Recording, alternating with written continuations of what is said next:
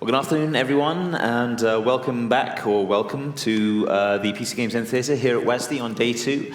And after that very relaxing trailer, we are here to talk about relaxing games and trends in game development relaxation. Now, if you've been looking at the scheduled program for this one online, I'm sorry to say we have had a couple of COVID dropouts. So we're especially grateful, therefore, to our panel for stepping up. And I'll let you guys introduce yourselves to your left. If you could tell us your name and a little bit about the company you work at and your current responsibilities. Okay, fantastic. So my name's Sean Campbell. I'm actually stepping in for Jess.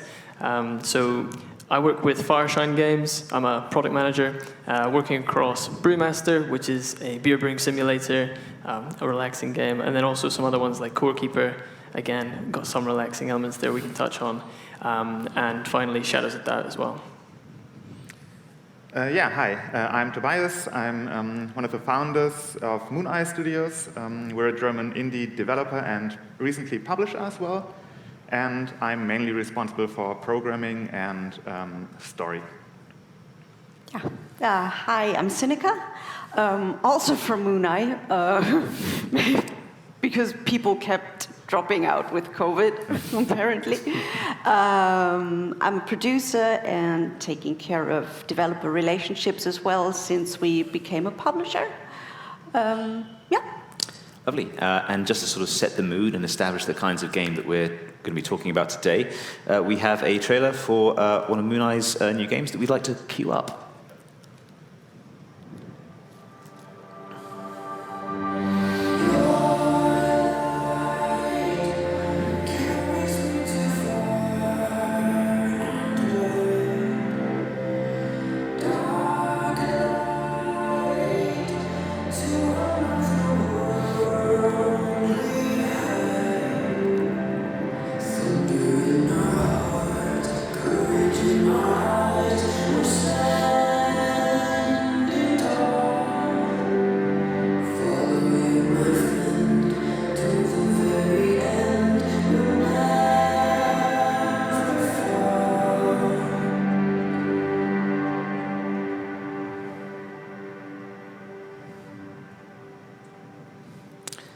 There you go. That's Lost Ember. Exactly. Very relaxing game. You get a sort of clear sense of the vibes that we're talking about here. And we sort of see this, or I see this trend of relaxing games as sort of an under-discussed genre, perhaps, at least compared to the usual industry staples like shooters and platformers and so on, where all the rules are very, very clearly understood and they've been around for a long time. And it's one that's been surging in popularity. So just to sort of establish a frame of reference, I'll ask the panel what are some of your favorite relaxing games of recent years and what it is that you think they get so right. Right. Maybe I'll just start. Well, one of my absolutely favorite games overall, not just in the relaxing genre, but in general, is and was Journey from that game company, which really was just a different kind of game that created a great atmosphere that was just amazing to sit back and relax and just enjoy this world. That I would say that probably was one of the things that influenced us founding Moon Eye and creating Lost Ember. Just these games that don't rely on heavy action or challenge or whatever and competition and boom, boom, boom everywhere, but just something to, after a busy day, come home to and fall on the couch and just relax to. So I would say Journey, Abzu, those kind of games were the ones that I liked the most. I think one of the games that's just recently come out that I think has done a fantastic job at showcasing what a relaxing game can be is Unpacking. It's just got that real zen feel to it, and that's hard to beat. And a shout out to the guys behind that, because I think it just won a BAFTA as well yesterday. Two BAFTAs, oh my days. Yeah, that's one I'd like to give a shout out to. There you go. Sinica? I really enjoyed Unpacking as well, and Journey's an obvious one. I really enjoyed Mutazione as well. Not sure is that how you pronounce it.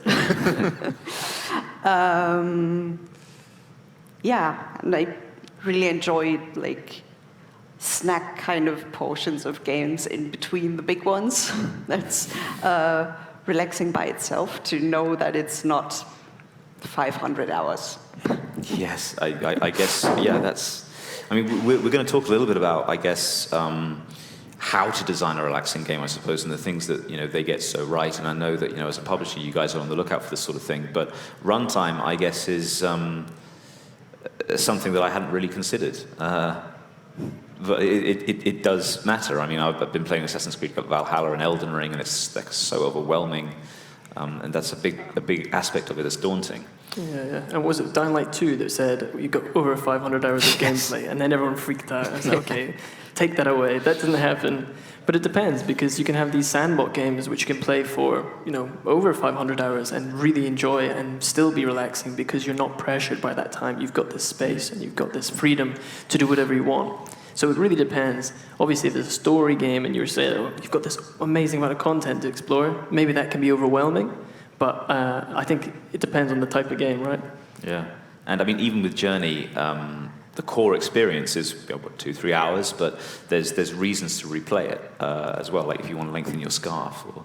Yeah, exactly. And they also had this very subtle kind of multiplayer where you can't really join others for matches or whatever, but just having this other person walk along with you and without an actual way of communication, but this one little ping thing, and that was just really nice and really, took the pressure out of a lot of multiplayer or just more challenging games.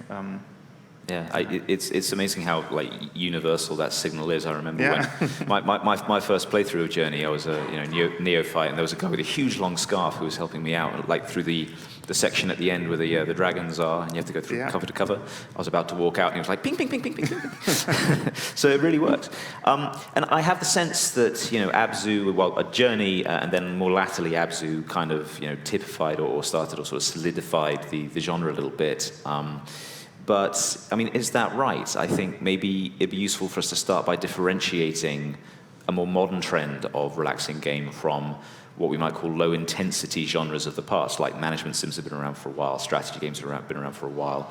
They're not quite so, intense, but there's a differentiation to be made there. How would you guys spell that out? I would maybe say that the more recent thing might be that the game is actually just designed to be relaxing, rather than just you're able to play relaxing, like with The Sims or whatever. It is a very relaxing game in terms of there's no actual challenge, but of course it's not designed to actually be relaxing, and there are, it kind of matters how you play it, and you can play it in a kind of high-intensity way, probably. But it also offers players the possibility to just do whatever they want at their own pace. And I think the design principle of Zen games, or whatever you want to call them, is more recent, just something that is specifically designed to relax people. I think those earlier kind of games made sure that there is an audience for these kind of games, and then now developers and publishers feel more comfortable exploring these areas. For sure, and I wonder as well if it's, relaxation comes as like a segment of like the escapism, and I think more and more people are looking for escapism within games, and that's maybe part of it as well. I know with Brewmaster we're looking at creating this safe space where people can just go and get lost in a world of brewing beer, and the environment around it, even the audio environment as well, is curated in a way that people are supposed to just be able to completely drop the guard and just forget about what's happening outside the little cottage that you're brewing your beer in. That's the point. So is that a useful sort of point of differentiation then between talking about Zen things and things in which you can lose your focus, Brewmaster would be a good example of that. I used to paint Warhammer miniatures, and I found that it was just like everything is front of mind on the paintbrush, and everything else falls away. Yeah. But then that's distinct from an escapist form of relaxing game where you're going into a lovely world and sort of just exploring it and feeling free, like in Lost Ember or Journey. Is that a useful distinction, do you guys think? Is there anything more to it than that? Yeah, I mean, that's certainly different kinds of relaxing games, and probably during the last couple of years, because of recent events, people just needed something, some possibility to explore a beautiful, colorful world that wasn't just there for walls. So I would say these kind of escapism games probably got even more popular during the last couple of years, just because people didn't have an alternative to explore or escape into the world like they usually did. Yeah, and that's like a completely different type of relaxation, being able to explore this world at your own pace, or maybe it's about, being able to control your environment, curate it, personalize it, and just that's maybe you're more unpacking, and same with Brewmaster, where you're allowed to customize spaces and stuff like that as well. So yeah, definitely different forms of relaxation, but everyone relaxes in a different way at the end of the day. Whether it's a stressful game of FIFA or if it's something more curated and actually designed to be Zen. Yeah. So I mean, you guys both all work at publishing labels who are presumably on the lookout for relaxing games, sort of specializing in this sort of thing. What makes a project stand out to you? Yeah, that's a good question. I would say it's just you kind of know when you see a video or play like a first demo whether the developers had a certain atmosphere in mind and had a certain emotional message or whatever in mind, and that's always important, just to know that they have this one idea that they want to transport rather than just do everything at once. And I think that's especially true for relaxing games, because there's just not enough space in a relaxing game for 3 different mechanics to be big and great and complex in there, and it's still being relaxing, because then you have to focus on different things and you lose track of things. So especially for a simpler relaxing game, it's important that there is some kind of focus on one idea, one core thing in whatever way. So I would say we are looking for that, basically, just if we can get a feeling for this idea and whether they were able to convey it in some way. Personally, I really struggle to visualize what a game is from like a GDD or from like a pitch deck. Yeah. And I need to get a hands-on feel for it to know if I'm going to enjoy it and to get that feeling. So definitely for me, it's about when you play it in that moment, how does it play? How does it feel? Does it feel different? Does it feel like it's doing something unique? Or do you just get lost in it? And that's something where you've got something special. If you sit down for an hour and you're playing this game that someone pitched to you, and it's just a complete random prospect in front of you, and you manage to lose yourself at work for an hour, then you've done something fantastic. So we had one recently like that, actually, and I can't talk about it, but it was really exciting when you get that feeling, for sure. But maybe from Seneca, from a production point of view, for yourself, like, you have to be able to look beyond, like, when you're getting people pitching games without builds. I struggle with that personally, but you must be used to that. Well, we're not that used to it. Our function level is just about a year old, so we haven't gotten loads of pitches, but definitely, for sure, that's really difficult to get an actual idea of how the game will finally play from just reading about it. That's definitely one of the struggles of being a publisher. But then on the development side, obviously, because you guys made Lost Ember, what were the... I guess let's talk about your design pillars, I suppose, and what you guys felt was most important to concentrate on in order to do justice to your vision and to deliver the experience you were trying to deliver. The main idea that we always had was basically just changing perspectives and being able to look at something from other perspectives, which translated to, obviously, the immediate thing of just switching into different animals and looking at the world as a bird or as a fish or whatever. But it also was transported in the story where you have two different characters who experience things very differently, and you have to kind of understand both of them to get the final story. So yeah, that was basically our core idea. Just the core word is probably just empathy, being able to look at things from another person's point of view. So yeah, we try to incorporate this idea into as many things in the game, like story or the animals, as possible. It's interesting because there are some similarities, and in a weird way, because Lost Ember, vibrant, colorful world.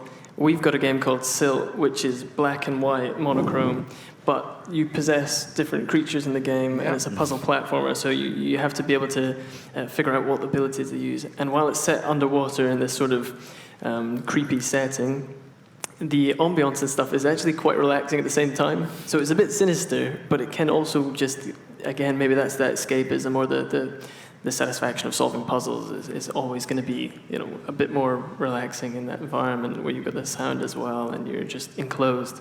I think that can be quite soothing, almost. But similarity, but very different games at the same time.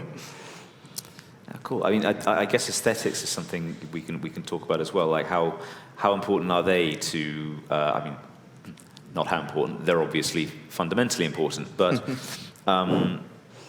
how much sort of flexibility, I suppose, is there in the aesthetic that you can approach a relaxing game with? Do they all have to be soothing and romantic and colourful and soaring, or is there more that can be going on? Sinica, what do you think?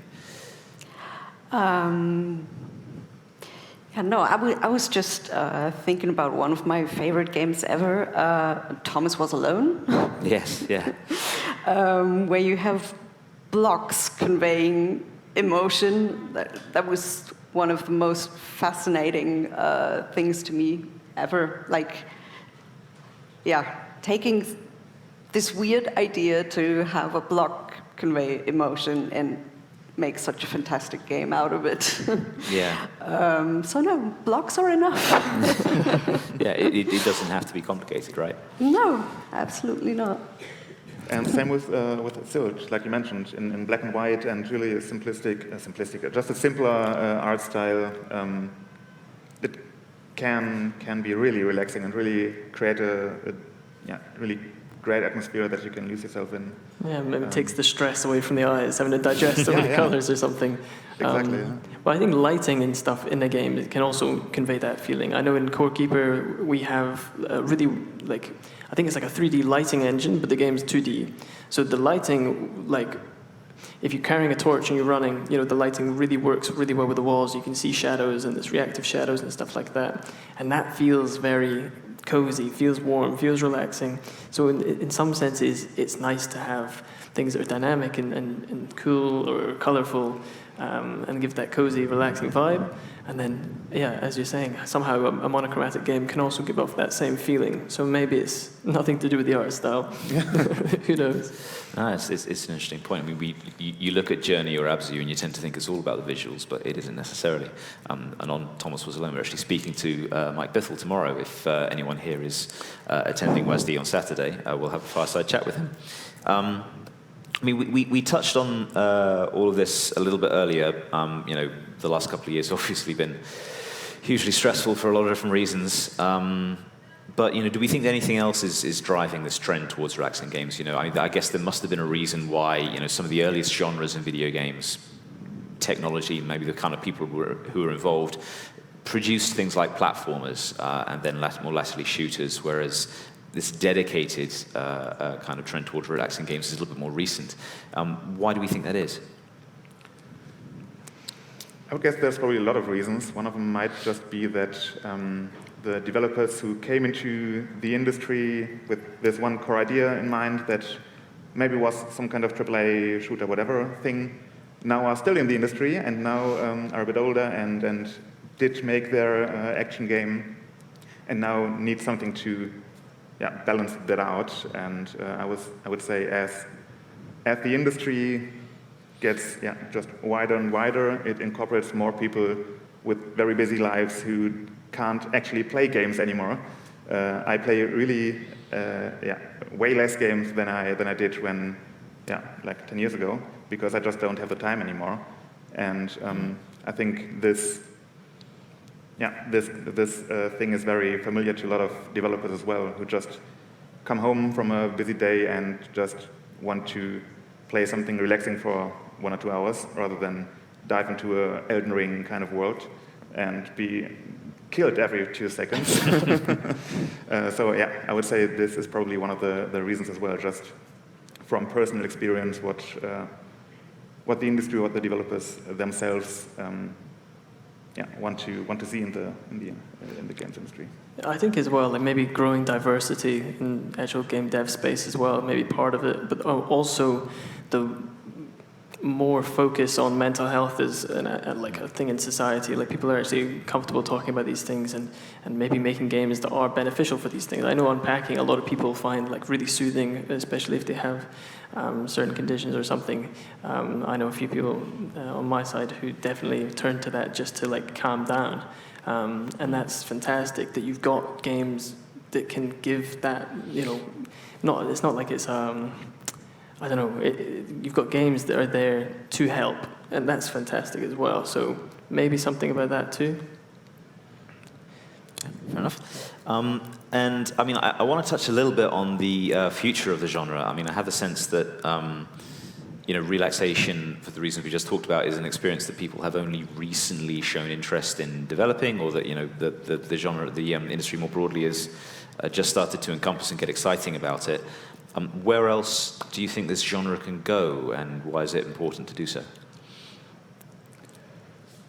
I think there's a lot of ways the genre can go, and like you mentioned, with just the general appreciation for things that improve mental health and just be a balance for a stressful life. I think there's a lot of ways that this can actually be incorporated in a game.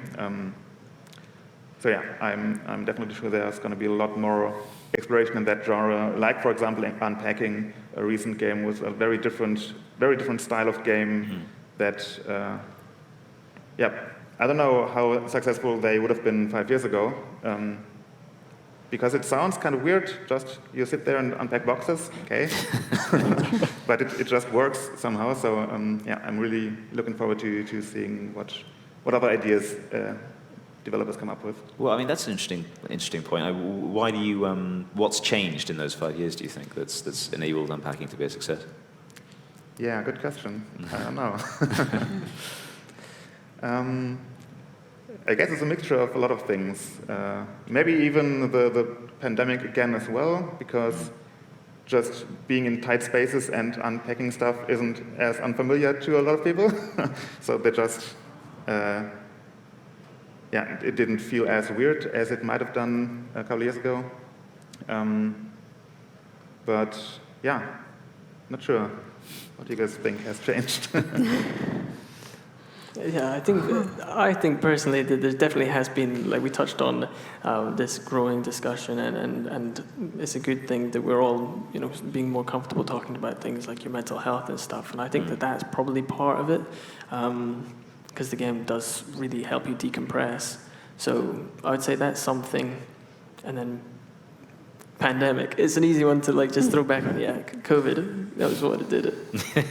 I suppose so. Sinead, any thoughts, or not to put you on the spot? No, I don't think I have anything to add. Okay. We'll talk a little bit about. I mean, music is another. I mean, sound design as well is another aspect of all of this. We talked about the interactions in Journey and the music sometimes in Journey. Abzu is a part of this as well. But again, there are plenty of relaxing games that I mean, is that more universal, the role of sound design and music, compared to art and aesthetics, which we've already established aren't so crucial?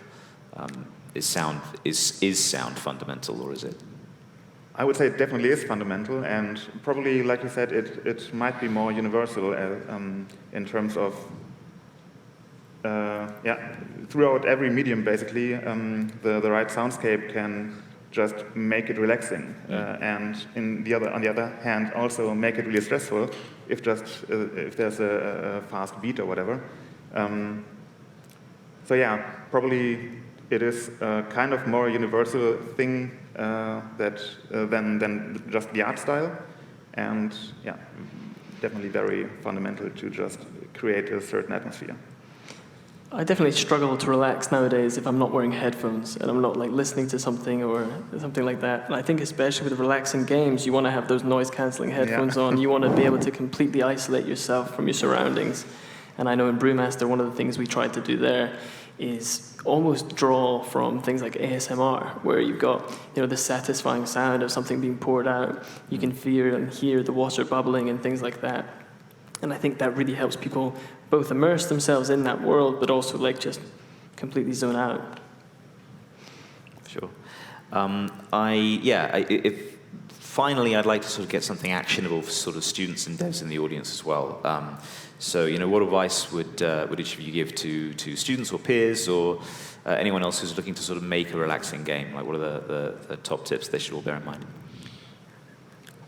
Well, I would say one very important thing is just to think about accessibility and think about what in a game might just be basically a wall for some players because they just can't cross it in some way. And there are a lot of things that add a certain challenge or difficulty or whatever you want to call it that is inherently stressful, and maybe not to yourself because you're just used to it and you do it all the time, but for a lot of players, just adding a certain mechanic can be stressful and can be difficult to handle. And that's always what we did with Lost Ember, essentially, when we were thinking about how to add the mechanics for a new animal, for example. We never wanted a new animal to require you to learn completely new controls. We wanted you to, basically the same control scheme to work across all animals, more or less. Because just switching from one train of thought and one control scheme that you played for a couple of minutes to a completely different one isn't easy for a lot of people, just being required to switch the way you think all the time. Just think about how you can reduce those unnecessary difficulties, because, I mean, if you're making a game that is designed to be difficult, they're not unnecessary difficulties, but for a lot of games, that's not the main point. And you will want to think about how to reduce those extra struggles that aren't necessary to transport your main idea, basically. That is all my Twitter feed was filled with when Elden Ring and this discussion about, okay, is it too difficult or should we have more accessibility options and stuff like that? And then you've got the hardcore Souls-like players saying, no, this game's meant to be hard. But I really think that is important, having like these options. And I know this is not the right sort of thing, but Pokemon Legends Arceus, they had this thing where if you failed to be the boss, you could just keep going from where it was that you last got it down to in health. And I thought that's just really nice. I don't have to go back and do that whole fight again and worry that I'm not going to kill it. And this was just a really nice way to just slowly make it more accessible, because after a little while, you'll eventually be able to do it. And that's nice. And I think being able to control, and at least when I play, it's nice to have control over the environment and control over the setting. And if you can't control your character well enough to beat something in the game, then it feels like it's completely out of your control, that situation. And that's stressful. At least for me, that's stressful. So that's why I think accessibility options is always going to be important. Yeah, and I think if you're trying to make something really approachable and relaxing, it might be a good idea to give it to your mom to play test. Good if that works out. Cool. And like sort of, we'll open the floor to questions from the audience in just a sec, but I wanted also to but harking back to the question about like the future of the genre, what do you guys have any sort of experiences that you'd like to see delivered, like any experiences or activities that you think would make a really, really good, relaxing game that you'd love to see in the future? Good question. Ooh. Sure. That is Can a you tough think of one. anything? I've got to keep it quiet though, because I'm building that game myself right now. I don't want anybody else to steal my idea, you know? I don't know. I play quite a bit of chess, and chess to me is quite a relaxing setting. Yeah. But I can't imagine any video game doing it justice in like I don't know, maybe first-person chess. Is that a thing? First-person chess. Wow. Okay. Like the Harry Potter kind, where you actually write the my things. days. This would be awesome. That might not be relaxing though. Actually. Yeah, right. Yeah, okay. If there's, let's go to the audience then. Wow, good, ooh, lovely. I see you all. Let's start with you, sir, at the front. If you could go up to the mic and speak into it, that'd be great. Thank you. I'll check our Twitch chat as well. First of all, thank you so much for taking the time today to talk to all of us. Really cool information. I think one of my main questions is going to be sort of, do you think that relaxing games can be in depth, or does it have to be that simplified gameplay loop? One of the most relaxing games I've played is Flight Simulator. You know, you just fly your plane, you don't do anything else.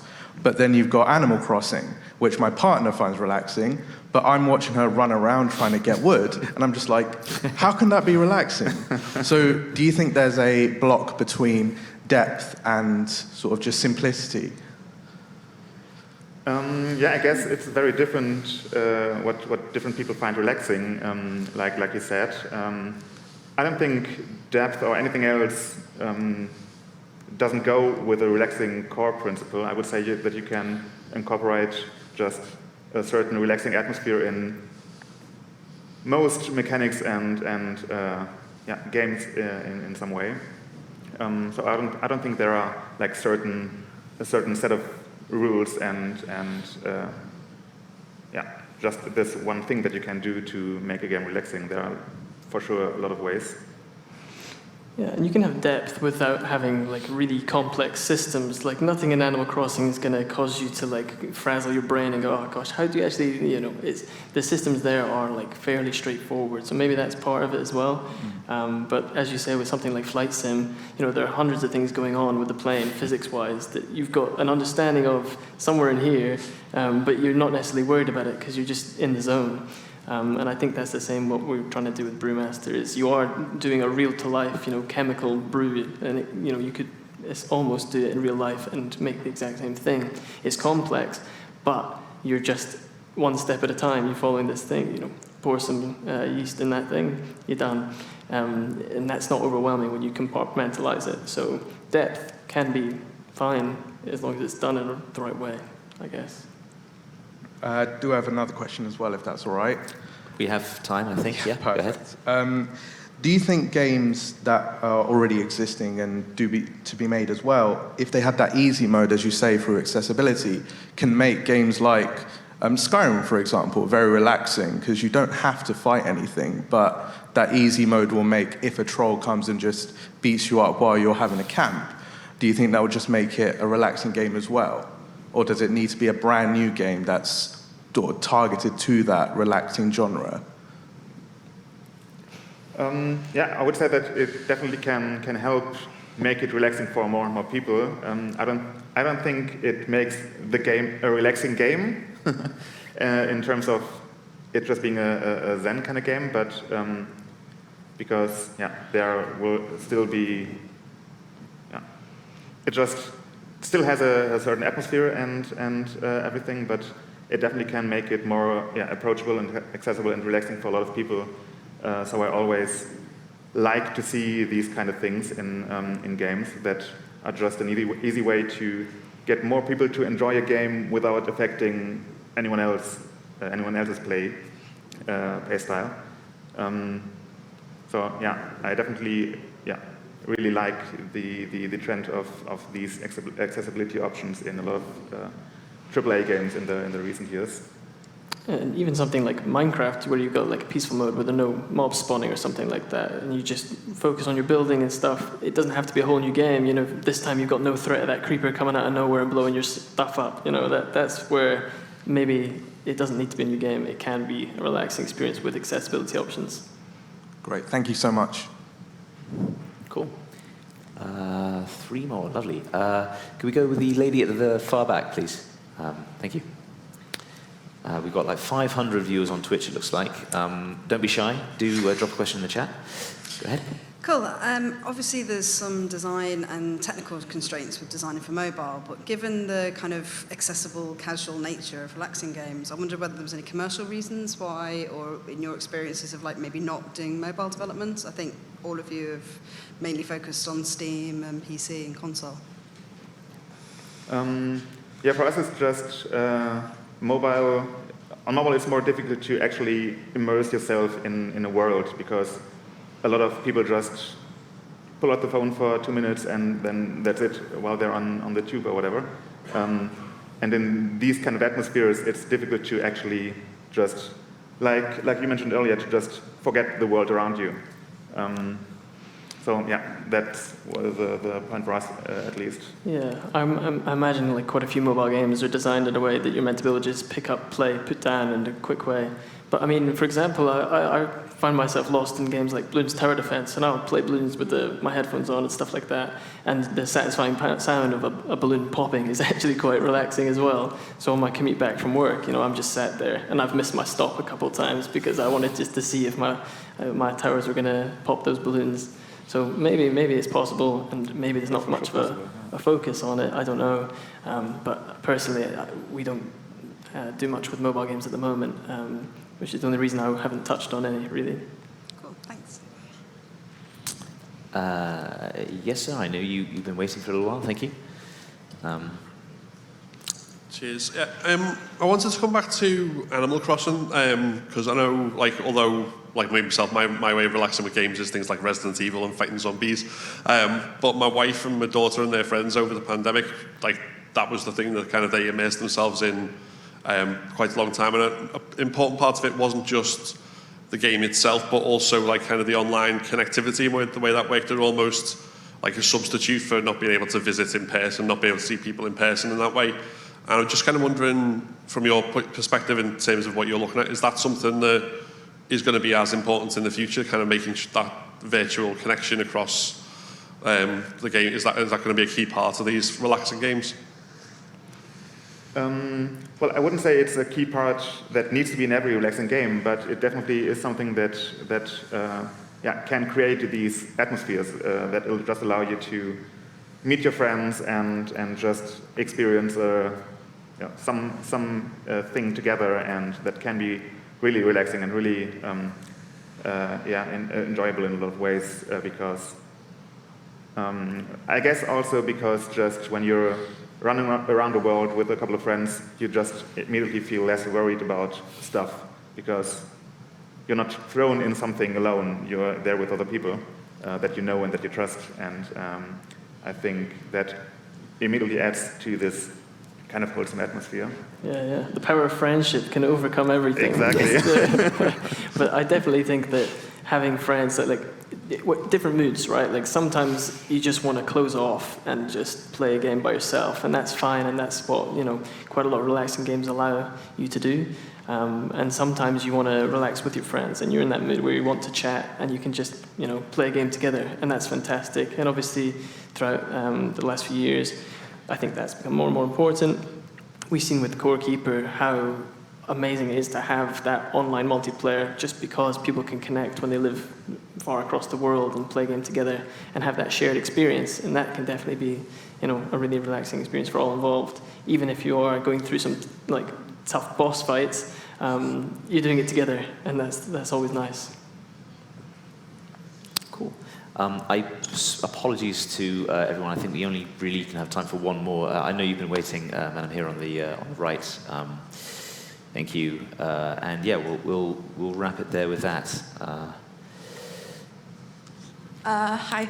I noticed that a lot of the games that you referenced are games that have kind of relaxing mechanics, but don't necessarily have relaxing storylines.